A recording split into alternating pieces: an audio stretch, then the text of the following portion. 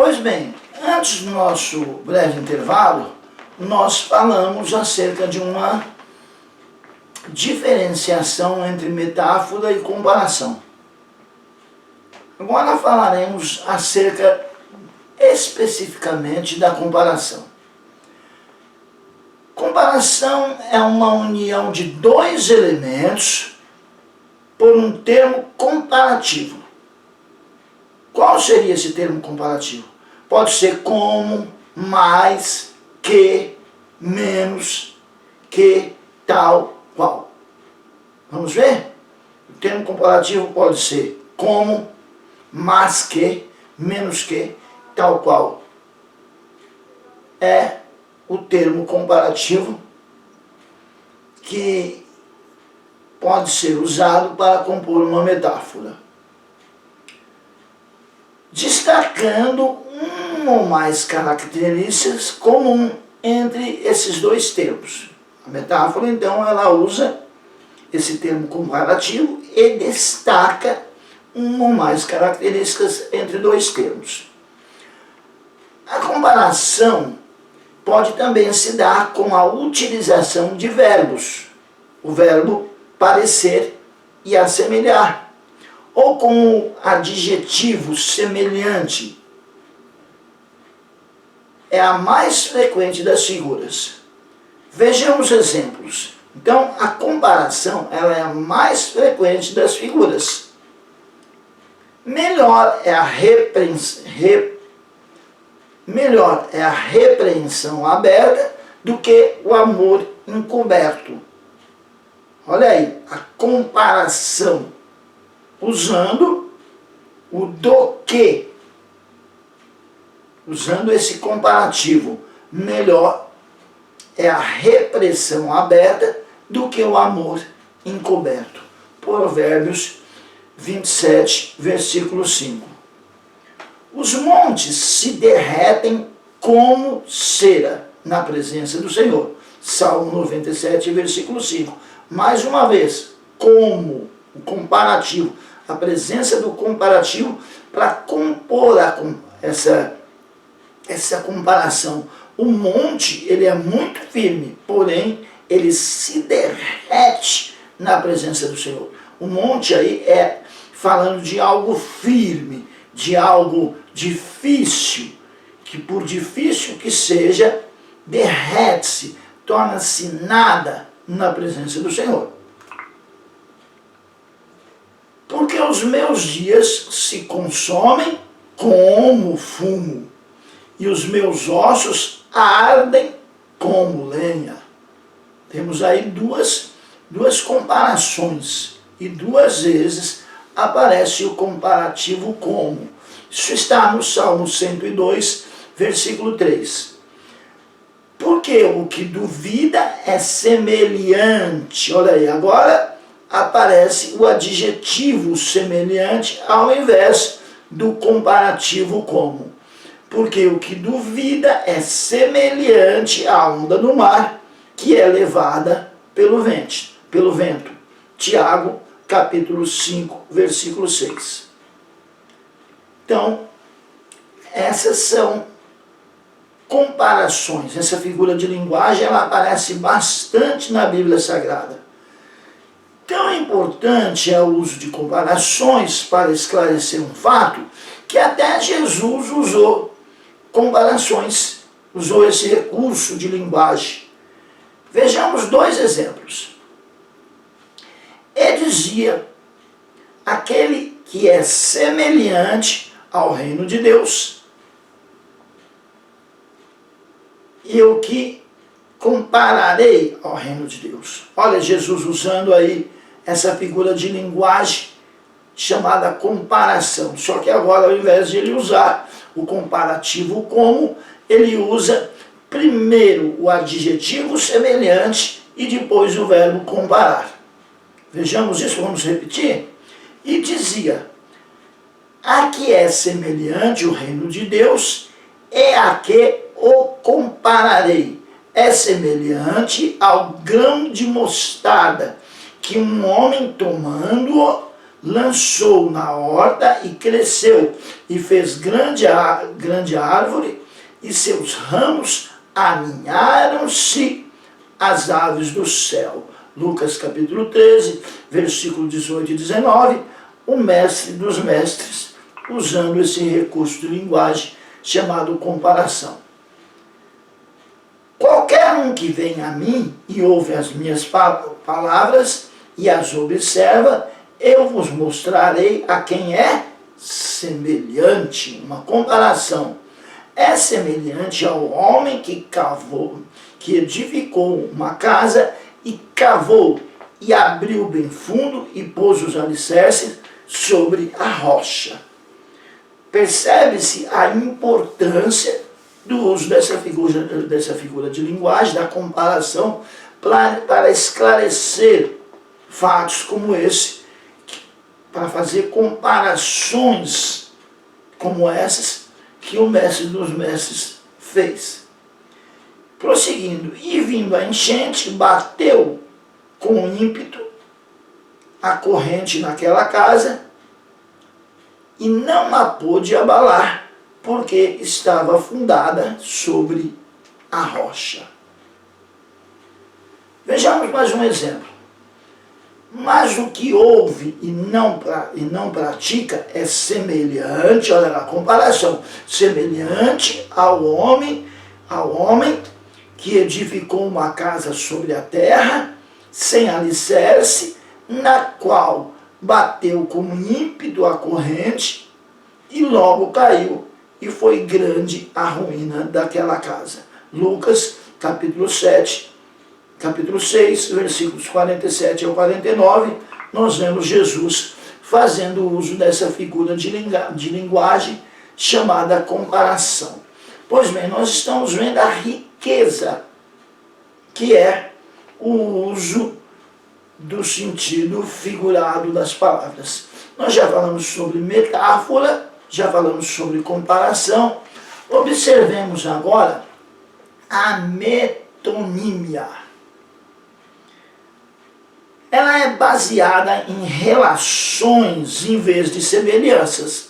Ela não é igual à metáfora e à comparação, que é baseada em semelhanças. Ela é baseada em relações. Baseada em relações em vez de semelhanças. A metonímia é a substituição de uma palavra por outra, com a qual mantém algum vínculo. Mas a relação na qual é encontrada a metonímia é mais mental do que física.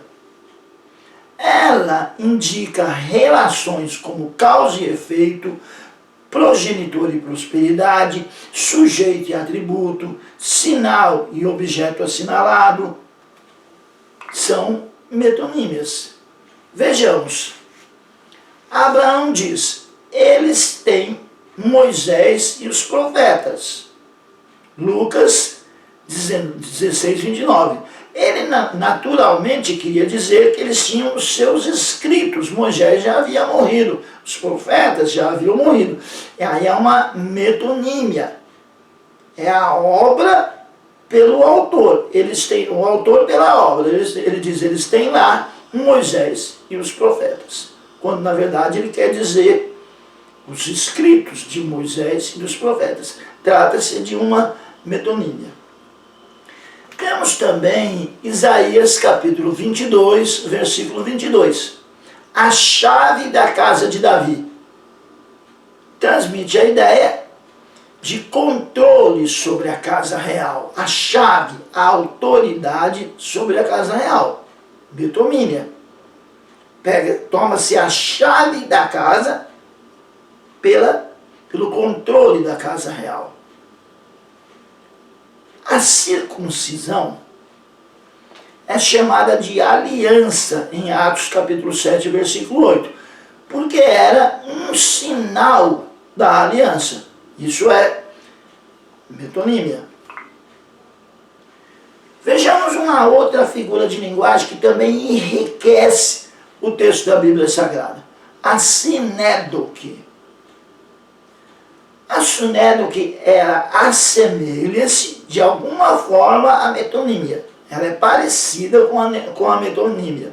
Mas a relação na qual é encontrada, agora é o contrário, é mais física do que mental. Nessa figura há uma certa identidade entre o que é expresso e o que se quis dizer. Uma parte ela é expressa pelo todo, ou todo por uma parte. Um gênero pela espécie, uma espécie por um gênero. Um indivíduo pela classe, ou a classe pelo indivíduo. Um plural pelo singular, ou um singular pelo plural. Isso é sinédoque. Vejamos. Disse que Jefté foi sepultado nas cidades de Gileade. Na verdade, ele foi sepultado em uma cidade só. Mas como toda Gileade sentiu a sua morte, então é dito que ele foi sepultado nas cidades de Gileade. É tomado o todo, todas as cidades, pela parte, ou seja, pela cidade na qual ele realmente foi sepultado. Quando o profeta disse em Daniel capítulo 12, versículo 2, muitos dos que dormem no pó da terra, ele certamente não pretendia ensinar uma ressurreição parcial. Esse muitos aqui, ele é tomado pelo todo. Muitos, uma grande parte. Porém, nós vemos uma sinédoque onde muitos é tomado pelo todo. E quando Lucas nos informa em Atos dos Apóstolos, capítulo 27, versículo 37, que havia no navio 266 almas, ele não está falando de espíritos desencarnados no navio, não. Ele está tomando a parte pelo todo.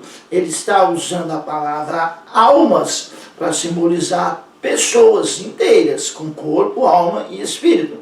Então, mais uma vez, nós vemos a parte pelo todo, nós vemos uma sinédoque. Pois bem, vejamos o auxílio interno para se determinar qual o sentido pretendido, o figurado ou o literal. Há um uso do auxílio interno para se determinar isso, figurado ou literal. Vejamos. É da maior importância para o intérprete saber se uma palavra foi usada no sentido literal ou figurado. Os judeus e até mesmo os discípulos muitas vezes se enganaram seriamente por interpretar literalmente o que Jesus queria dizer de forma figurada. Temos algum exemplo? Vejamos.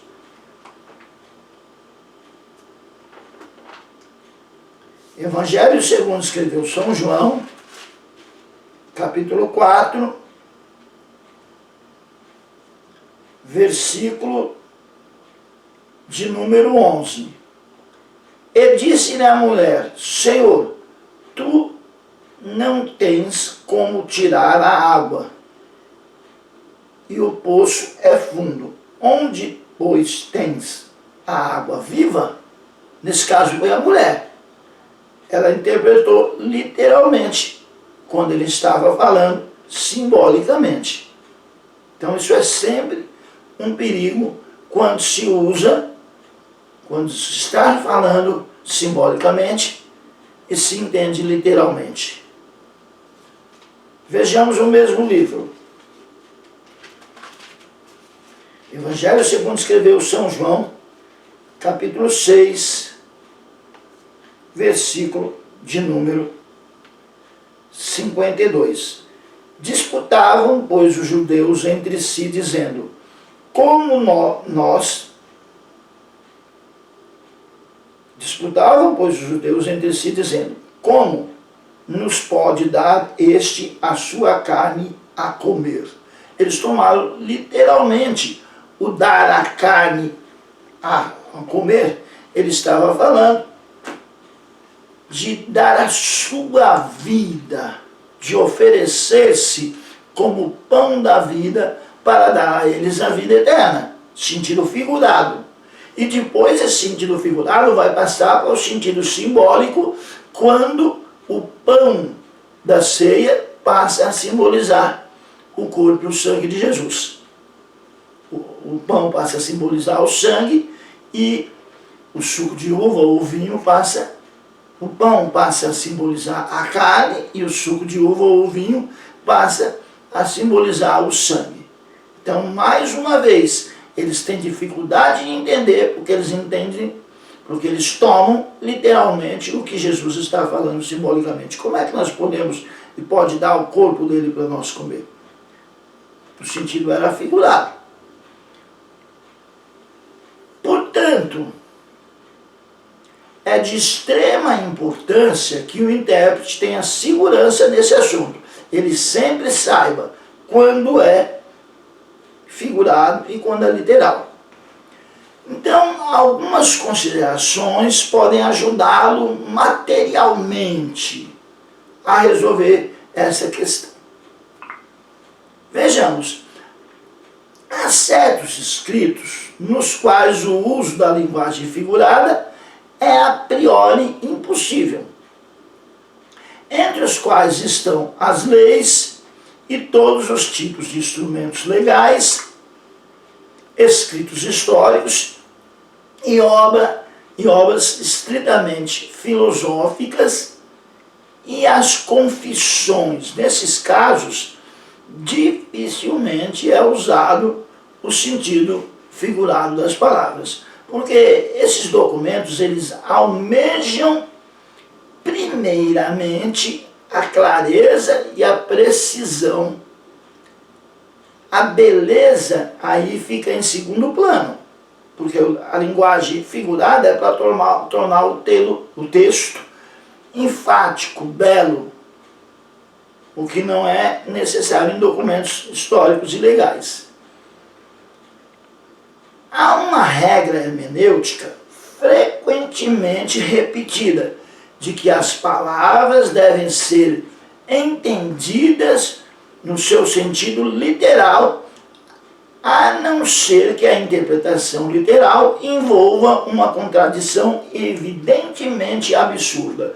Então sempre é literal, só é simbólico quando o literal for absurdo. Por exemplo, Davi diz: todas as noites faço nadar a minha cama nas minhas lágrimas.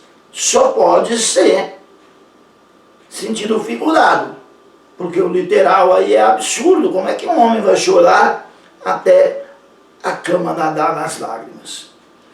Deve-se observar, no entanto, que na prática isso se torna meramente um apelo ao julgamento racional de cada homem.